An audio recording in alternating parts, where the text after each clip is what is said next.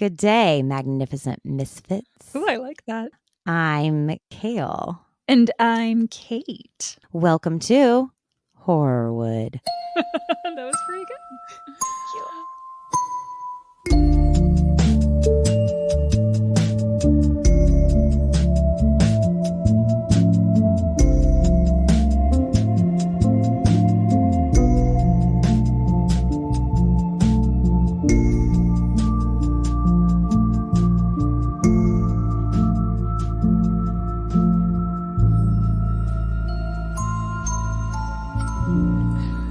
I love that you're just like silently praising yourself and giving a thumbs up. I know. I literally gave a thumbs up to be like, look, I've been practicing and it's getting so much better. And I've gotten all the R's in the correct spot. Yes, it was great. I was praising myself. I liked it.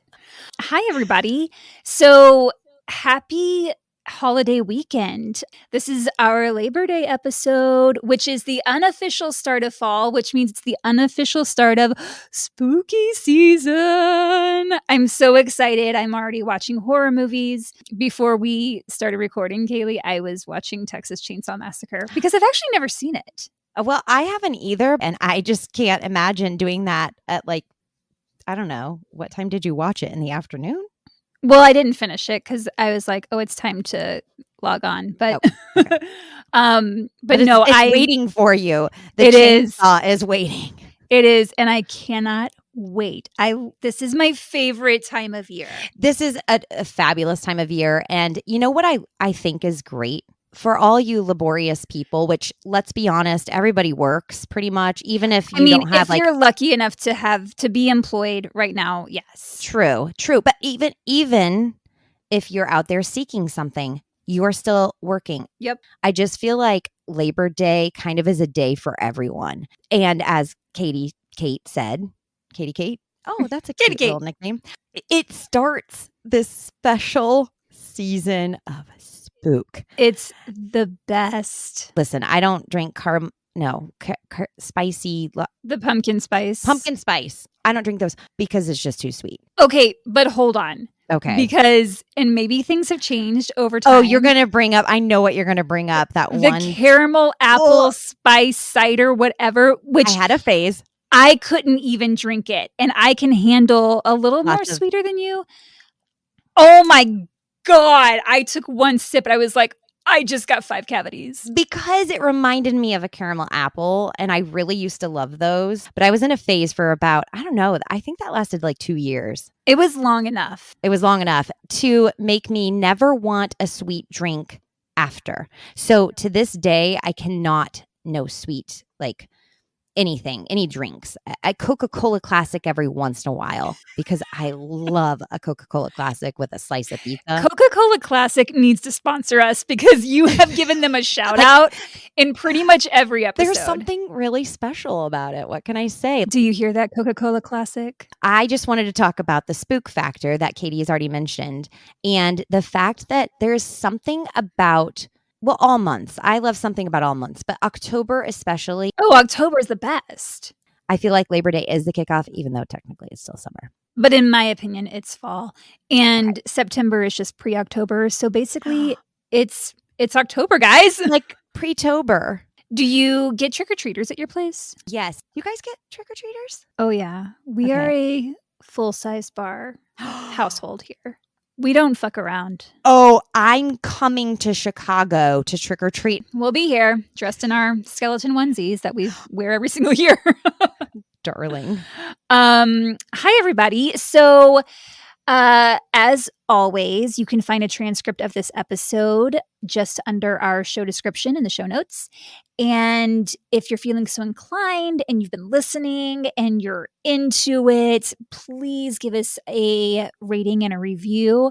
The reviews like that you actually write out and you say like, hey, I really like blah, blah, blah. Those are super helpful and we would really appreciate it if you're feeling up for it. Also, guess what? What? We have listeners in the UK. What? Like quite a few. There after the US, that's our highest listener location. That's so exciting. And I can't even say that was like me listening to something when I was traveling because I didn't go to the UK. So Yeah, I was like, oh, these are people that aren't us.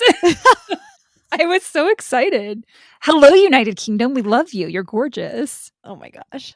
So because it's spooky season and it's fall and it's just the best time of year and we're so excited, we're keeping this one a little bit light today and just a fun one. So today we are talking about the Magic Castle in Hollywood, California. So to start, the main sources I used for this are the Magic Castle's website, OBS, and an article called Hollywoodland, a site about Hollywood and its history, as well as a book called Gourmet Ghosts Los Angeles by Ooh. James Bartlett. So I'll link all those in the show notes. Perfect. So the Magic Castle is an exclusive private club located at 7001 Franklin Avenue in Hollywood. It features a grand staircase, elegant ornate features such as a Tiffany chandelier.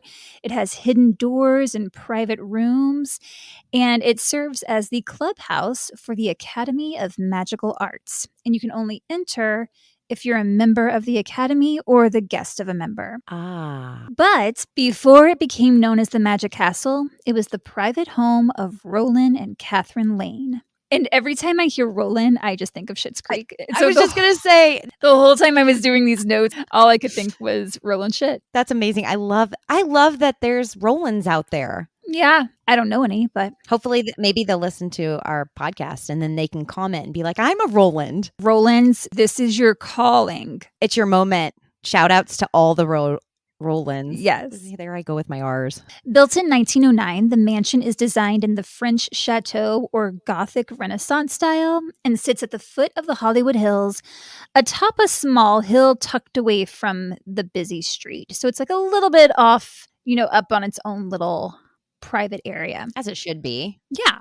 The original home had 17 rooms, including a rooftop garden, a sun parlor, fruit and storage rooms, a library, a parlor, and a billiard room, to name a few. I'm moving in. I know I want to. The Lanes named their home the Holly Chateau. Do you name your places that you live? I name my cars. Yeah, I feel like that's a common one. I mean, Matt and I did kind of name our place, but I can't say it because it has the street name in it, and I don't want to say that. Yeah, you can tell me later. Yeah. I name my cars. I name some other things too, but we don't have to go that route. Also, please edit out when I say dumb shit. Will do.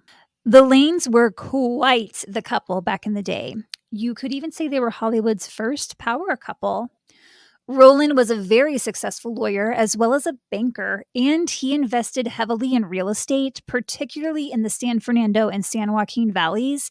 He played a huge role in their development. So that's obviously how he was able to get this place. Yeah, he had some cash. Okay. Between his property development and his participation on the Hollywood Board of Trade, he essentially helped build Hollywood. The Board of Trade was instrumental, as the studio systems were created and beginning to grow, and it also served as a means of connecting citizens with local businesses.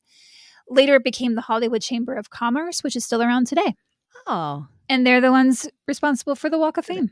Okay. Just a little history. Does he have a star or anything? You know what? That's a great question. I'm going to pause this and look it up. Great. Actually, I'm just going to keep it going because it's too hard to move all the screens right now. I don't think the Does he not meet the Lanes criteria maybe, or? I don't even have to look it up. So the Chamber of Commerce is the one that was responsible for the Walk of Fame. He was on the Board of Trade before it became the Chamber of Commerce. So. Okay. Rollin's wife, Katherine, was no slouch herself. She was a college graduate, which was a huge deal because during this time, higher education was reserved primarily for men. Men, yeah. And she was born in 1864, so she would have graduated in the late 1800s. So that was a big accomplishment in and of itself. Yeah. In fact, when I was looking her up, that was the first thing that was listed as her description. It was she was a college graduate. She was a teacher and a published author. Shout out. Get it, Catherine. And worked with a variety of community service organizations. She even served a term as president of the Women's Club of Hollywood, which still exists today. And she was known as the Tree Lady because of her interest in community parks. So she's like a little Leslie Knope. Okay, I love this woman. I know. Already. Teacher, wrote a book, Plants trees. loves trees. She is credited with procuring 360 cherry trees from Japan for planting in and around Griffith Park, as well as planting the palm trees that lined Wilshire Boulevard. So these palm trees were kind of iconic. Right. Sadly, the palm trees were removed just a few years ago to make room for a Metro line expansion. So that sucks. I've read that they were able to relocate a lot of them, but not all. Rollin and Katherine were very philanthropic and supported the arts and local artists, as well as civic improvement projects. And they also donated a ton of money to schools and charities. So they were just like, take some cash. I love them. Are they still? Oh no, they're real dead. Well, you know, maybe they are ghosts. Well, we'll get to it. Okay. The Holly Chateau became one of the most recognized addresses in Hollywood. The couple hosted a ton of elaborate parties. Guests included orphans because they had an adopted son. And so they were all about like children and children's projects and orphanages and all of that. As well as orphans, they had artists, community leaders, world travelers. Very you inclusive. name it. Yes. They even hosted the Wisconsin delegates of the 1932 Olympics. Rollin was from Wisconsin, so that is why it was the Wisconsin delegates. And so this is just a side note. So he was from Oshkosh, and Katherine's book that she published is called The Girl from Oshkosh, but she was not from Oshkosh. So that's just like a little fun fact. Okay. One thing in my research that I found a little odd was that they wanted nothing to do with the movie industry or film stars. Despite their love of the arts and artists, they seem to avoid that industry as much as possible. I just thought that was interesting and weird. I do think that's interesting, but I also think that sometimes that's what makes like the best like supporter of those types of like anything really is when they're not heavily involved. They appreciate it for what it is. Yeah, I don't know. I couldn't really find any more about that, so I just thought it was weird that they like did not care to, you know, hobnob with the Hollywood elite, if you will. Rollin and Katherine did hit a rough patch, unfortunately. In 1923, Katherine filed for divorce, citing cruelty and naming another woman. So it sounds like Rollin had a little side piece. Ro, not cool. Not cool. Not cool. But the two did reconcile. And apparently, I didn't write this down, but he was basically paying for his what's the word? Indiscretions? Is that the word? Infidelity. Yes, that's it. Infidelities. Okay. Because he ended up having to take Katherine and their son on some cruises and world tours, and just basically Katherine was like, "All right, if I'm gonna stay, you're gonna pay." Oh, I didn't even try to rhyme that. That was great. Thank you. On August 23rd, 1940, at 9:25 p.m., Rollin had a stroke and died in a small corner bedroom of the house. I was not ready for that. I don't think he was either. We'll talk later about how that room is now used, because it is definitely used. This is so good that I forgot that we're actually talking about the Magic Castle, and I forgot that it like still exists as something today. Yeah. Wow. Okay. Katherine died 5 years later in 1945 of congestive heart failure. She did not die in the house. She died at Glendale Sanitarium. After the couple passed away, the mansion underwent several changes throughout the years. First, it was converted into a multifamily home, then became a home for senior citizens. And after that, which is interesting because that's a callback to Knickerbocker. Knickerbocker, yep. After that, it was divided into several small apartments. Harry I think I just swallowed really loud. It sounded like you said Harry Styles, and I was like, how did Harry get into this? Harry Stafford, an actor of both stage and screen, was living in one of the apartments when he died in one of the rooms in 1950. Okay. All right, so now 2 people have died in there so far. The building went on the market, and the Lane's adopted son, I think he was taking care of it at the time, Rollin Lane Jr., he had his mother-in-law, Hazel, stay in the building to meet prospective buyers, and one day Bella Lugosi stopped by to look at the property. So Just in case you're not aware, Bela Lugosi is most famous for portraying Count Dracula, but he was in a ton of other horror movies. And Hazel said that even though he was a gentleman, he scared the shit out of her. She was like, I think just that demeanor and look. Exactly. Bella did not end up buying the place, but in 1955, a man by the name of Thomas Glover did. The building was getting pretty run down and its fate was up in the air. So they weren't really sure what was going to happen with it. He wasn't sure what he was going to do with it. Meanwhile, a man by the name of Milt Larson was sitting in his office on the 9th floor of an office building on the corner of Hollywood and Highland. Milt was a writer for the game show Truth or Consequences on NBC. His office happened to overlook the Lane mansion. And as he watched it change over the years, he noted that nothing was really being done with it. By the end of the 1950s, it was just kind of sitting there. He started creating a vision, didn't he? That's when he got an idea. Milt's father, William Larson Sr., was a renowned magician and also an attorney, side note. And before William Larson Sr. passed away, he had always dreamed of building an elegant private clubhouse for fellow magicians. So Milt, who was his youngest son, contacted Thomas Glover, the owner at the time, and convinced him to let him turn the building into a magician's clubhouse. Milt and his brother Bill, an accomplished magician and big shot producer for CBS, he produced a ton of shows.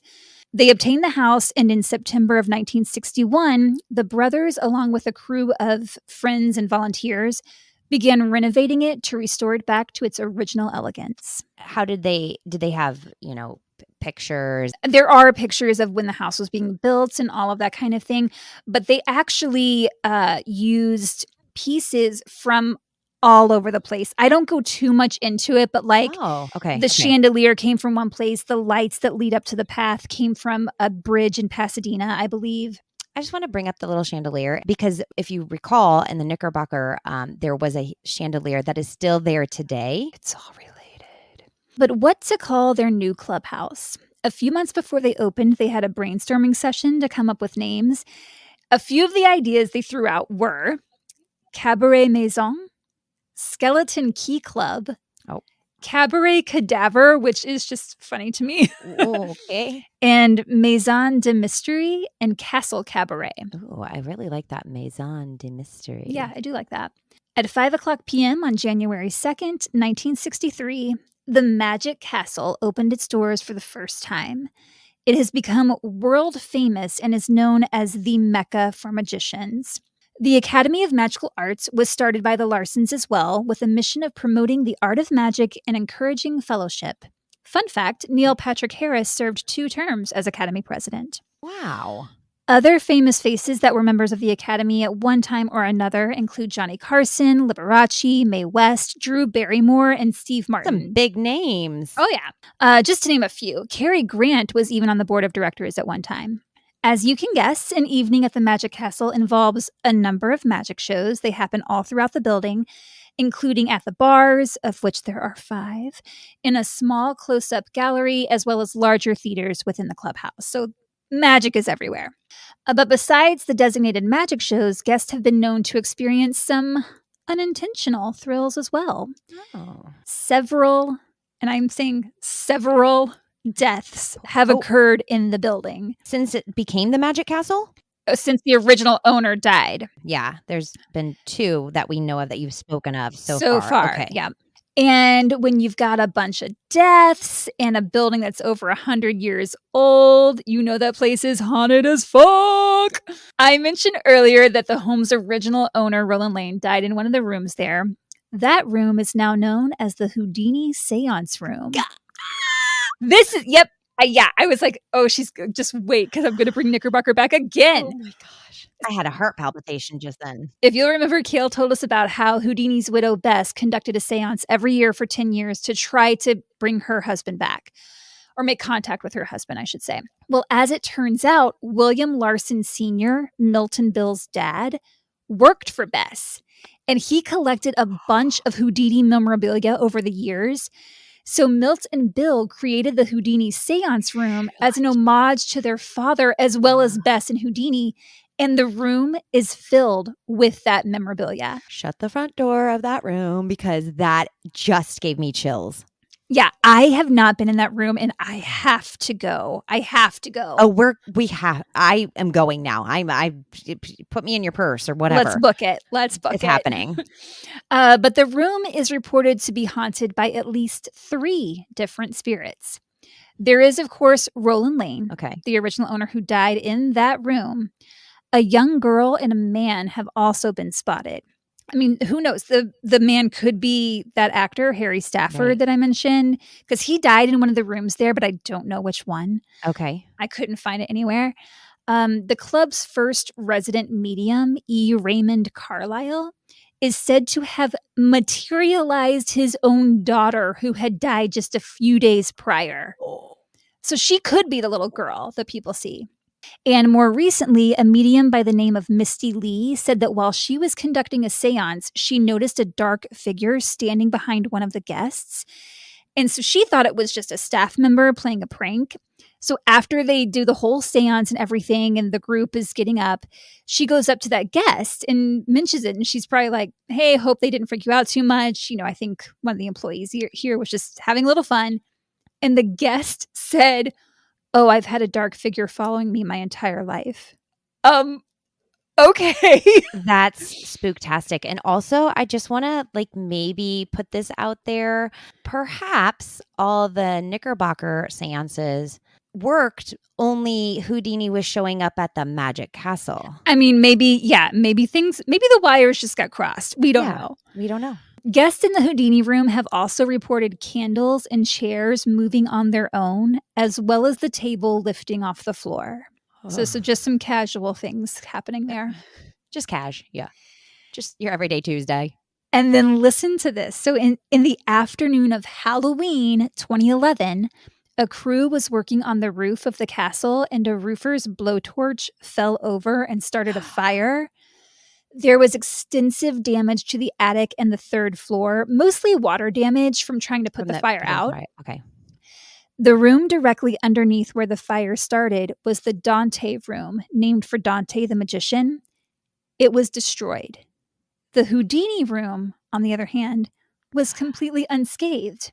And interestingly enough, Houdini did not like Dante. Houdini working that magic. And Milt Larson pointed out something he found interesting. He said, so if we remember, Houdini died on Halloween, as Kale mentioned in the last episode. And the fire occurred on Halloween. And when the fire department gave the time of the fire, it was exactly almost to the minute when Houdini had died 85 years earlier. That is freaking amazing. Other figures have been spotted in the Palace of Prestidigitation, which is one of the venues inside the clubhouse. It's believed one of these figures is a man by the name of Di Vernon. He was a beloved magician in residence there and performed pretty much every night for almost 30 years. He did not die inside the Magic Castle, but his ashes are kept there on a shelf outside the theater. Did you see them? Not the ashes, but where they were kept. The thing is, I don't think I knew that story then, so I wasn't looking for that. Okay. Now, that's the thing. After I researched all this, I'm like, okay, now I have to go back and find all this stuff. Again, just slide me in your purse. Yep. In 1986, a magician named Chris Michaels was getting ready to go on stage to perform when he died backstage just sitting in a chair. Someone went up to him to give him his cue. Hey, it's time. Yeah. And that's when they realized he was dead. So now when anything goes wrong, especially if it happens backstage, everyone blames Chris. They're just like, oh, spotlight's out, Chris's fault, which is just rude. I mean, I just hope that when I die, people don't blame my spirit for things going wrong. I mean, I feel like if somebody were to be like, oh, the door opened, Kaylee's just whatever, I don't know. Anyway. I would rather they credit me if something if they had a really nice glass of champagne or if they see a cute dog, then they could be like, oh, Kate must have sent that. I'm just telling everyone now, when you have a really nice glass of champs, you can thank me. I will thank you for that. But if for some reason you're door opens and it's a bewildered moment, you can just say, that must be Kale. I will. It's believed Chris is another one of the figures that has been spotted in the Palace of Prestidigitation. Guests have also reported having lovely conversations with the really nice bartender at the Hat in the Hare pub located in the basement of the clubhouse. These conversations have supposedly taken place on a weekday, but that bar is only open on Friday and Saturday nights. Oh. So this friendly bartender is believed to be the ghost of Lauren Tate, who was a bartender there before he passed away. And fairly recently, in just 2017, another beloved magician, Daryl Easton, died by suicide at the Magic Castle. He had been performing there that week, and his body was found in a closet. He didn't go missing? Or, I mean, how did that happen? I don't, they just said that they found him in a closet, but he did Wow. die by suicide at the castle. Oh, that's tragic. Yeah. He was an award-winning close-up magician with over 40 years experience. Oh. And I didn't find anything related to like hauntings by him, but I include him because it's Relevant. It's another death that's occurred there. Right. Another ghostly sighting comes in the form of a little girl in the basement running up and down the hallway of what is known as the haunted cellar. That's very poltergeist-like. But perhaps the most famous ghost of the castle is that of Irma, the resident piano player. Irma. Now, I read 2 different accounts of Irma, and I'm going to relay them both to you, and you can decide which I one get to decide? Okay. Yeah. This is great. I love So this. the first one comes from an article I read on Ranker. It states that Irma was a frequent guest at the home of Rollin and Katherine Lane in the early 1900s. The Lanes owned a baby grand piano, and whenever Irma came over, she loved to sit and play. Rollin, however, was not a fan of piano music, which is weird since he's supposed to be a huge supporter of the arts. So he moved the piano up to the 3rd floor so Irma and other guests wouldn't see it and get the urge to play. Irma took this as a personal insult. She was like, if you're going to prevent me from playing piano in life, then you can bet I'm going to play nonstop in death. And she vowed that when she died, she would come back and haunt the mansion. Just play her heart out. She died in 1932. And when the Magic Castle opened in 1963, the piano was moved back downstairs, and Irma has been entertaining guests nightly ever since. You go, Irma. The second Irma tale comes from Milt Larson himself. According to Milt, Irma was born in Chicago, in 1857, the oldest of 7 kids.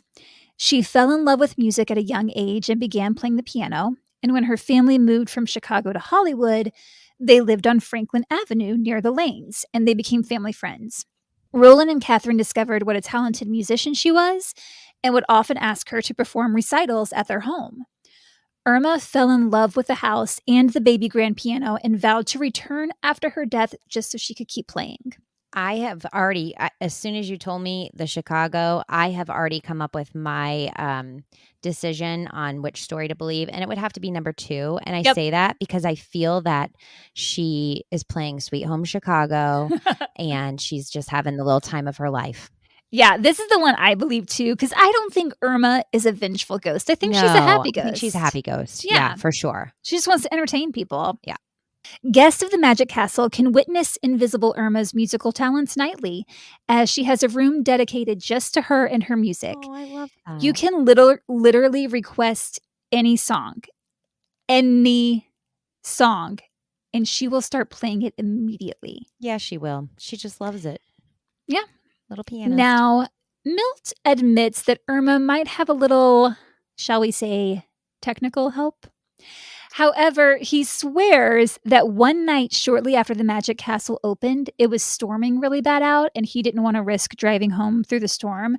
So he decided to sleep on the sofa in his office. Oh, boy. And in the middle of the night, he woke up to a loud clap of thunder, and all the power went out. And he looked out the window. He said that the power throughout the whole neighborhood was out. It was, it was just like a blackout. And then the piano started to play. And he was like, this is impossible. The piano requires electricity to operate. But it was definitely playing. He grabs a flashlight. He goes downstairs. As soon as he reaches the bottom of the grand staircase, the music stops. Because he had a So flashlight. that's just an interesting, Mm-hmm. Staff members swear that they've also heard the piano playing when no guests are in the building, like when they're closing up. And I like to think Irma just wants to entertain them while they're finishing their workday. Yeah, I think she's a happy ghost. I think She wants to calm you during a storm. She wants to make your workday go a little faster. That's all. She wants to end out your day with music and sound. Yeah. Employees of the castle have also reported hearing footsteps and lots of talking when no one else is in the building. That's probably the most common one that I've heard or that I read about. I was going to say, is it me? Because I talk to myself when I'm walking all the time. But it's like not like one person. It's like a group noise. Like a group of people. Okay. And it always seems to be coming from the third. Why is that hard to say? From the third floor, which used to be the bedrooms of the original family, and now it's where the dining room, the Dante room, and the Houdini Seance room are. So that's where they hear all the noise. Guests and employees have also reported the feeling that someone is following them up the staircase, only to turn around and there's no one there. Oh. Or they feel something brush up against them. Yes. As they're walking up the stairs, but again, no one is there. And if you want to experience the Magic Castle for yourself, you either need to be a member of the Academy of Magical Arts or know someone who is. And rumor has it that if you book a room at the Magic Castle Hotel directly through the hotel's website, you can gain entry to the castle. I haven't stayed in the hotel. I have been to the castle. But after reading about it, I have got to stay at this hotel. Okay, that's it. You're doing a field trip. They have a popsicle hotline. Have you ever heard of such a thing? Wait, how do you, like a popsicle hotline? They talk about popsicles or they give you a popsicle? So out by the pool, there's a red phone and you just pick it up and someone on the other end says, popsicle hotline. You get a popsicle? Say, yeah, I want a popsicle. And then someone brings you a popsicle. We're 1,000% taking a field trip there. Yes, we are. And if you do plan an evening at the Magic Castle, take note that it is unfortunately not wheelchair accessible. There is no elevator. And the same goes for the hotel. So that's something I really hope they upgrade because that seems like a real miss. Right. Absolutely. No photos are allowed inside, and they have a very strict dress code. You can't be schlubbing it at the castle. You got to fancy it up. I mean, they have a Tiffany chandelier, right? Yeah, you got to get classy. I like a good fan, so I am here for it, and I am ready to book this today. Same. But first, make sure you know the magic words so the secret door located in the entryway will open to let you in. I'm going to tell you the secret words. I think you should whisper it. I will. But even if I didn't tell you, you can just look it up because it's all over the internet. Okay. So you lean into the owl on the shelf and you say, "Open sesame." You're welcome. I literally just put my ear up to the mic. Did you see what I did? I certainly did. I was like, what's she doing? I got confused that I was actually wearing headphones and then I put okay. Well, that's precious, but open sesame. Yep. Open sesame. I have been a couple of times actually, and it never disappoints. If you are entertained by magic in the slightest, and even if you're not, put it on your bucket list. It is an exceptional experience. And there's just like cool stories. Like you just talk to these magicians who just hang out there and just tell you stories. I'm so entertained by this episode and this story that I feel like I kind of want to look into becoming a magician. I love learning. I'm not going to lie. After I went, I was like, okay, I'm obviously going to become a magician. I'm obviously going to join this academy. I am not a magician, and it's a lot of money to join. So I crossed that off of my to-do list, but you do need to go visit if you have the means and you're able, because it's amazing. I mean, would they accept like magician by working with kids? Because as a teacher, I think we automatically get to wear the hat of magician. You're working magic every day. I really am. But no, they don't. And you can be an associate. That's the thing. If you've got the cash, then there's a way. Right. But I will say pretty much everyone in LA knows someone who can get them into the castle. So if you just like befriend someone in LA, just be like, hey, how do I get into the castle? Because it can happen. Or stay at that hotel. I tell you what, after the last couple episodes, I'm just going to update my dating app to say like believes in magic, believes in ghosts. Hit me up, HMU. You will definitely get some responses. Great. And I would like to see them. Oh, absolutely. My dating life is your dating life. I hope not, God. I have some really great stories. I know too many of your stories. But that's the Magic Castle. Did you like it, people? Tell us. Write us a review wherever you get your podcast. Or follow us on Instagram and Facebook or TikTok at Horrorwood Podcast or Twitter at Horrorwood Pod. Or send us an email at horrorwoodpodcast@gmail.com. Thanks for listening, everybody. We love you. We love you, and you're magnificent. And also, stay magical, misfits. Open sesame.